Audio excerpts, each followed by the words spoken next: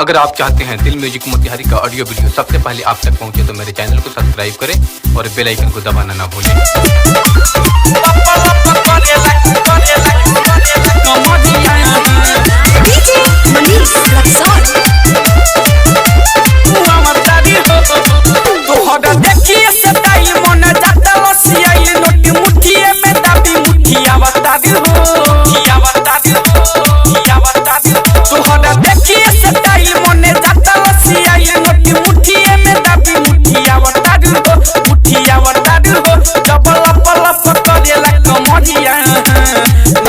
के चियते मुआ मता हो चपल पल करेला कमरिया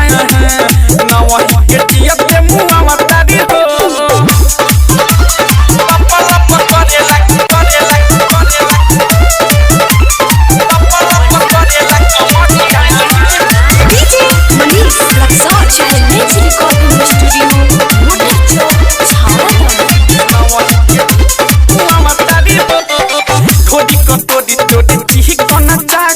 चोली के का बाटे साइज हो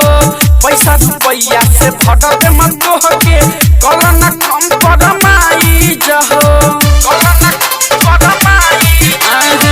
थोड़ी कटोरी तोड़ी चिकन चाकन चोली के का बाटे साइज हो पैसा रुपया से भटक मत के कलना कम परमाइज हो तोहर लाली लाली होठ देखी जागे जला जोश रसो होठवा से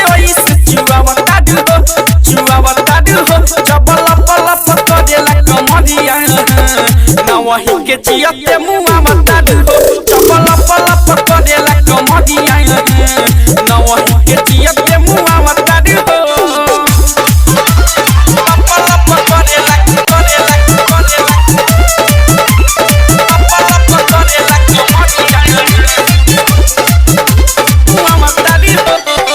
देखेला तोरा के भीड़ी होला भारी लागे गाड़ी फरारी हो फिगर देखा के मुँह चमका के सबका के दिल बिगाड़ी हो देखेला तोरा के भीड़ी होला भारी लागे गाड़ी फरारी हो फिगर देखा के मुँह चमका के सबका के दिल बिगाड़ी हो डीजे बाबा दीप पूरा दिहे तोहर पीस आँख मारी मारी बहक की पटावता हो चपल पल करेला कमरिया नवही के चियते मुआ मता हो चपल पल करेला कमरिया नवही के चियते मुआ मता हो। रिकॉर्डिंग स्टूडियो मोटर चौक छावड़ा दाना।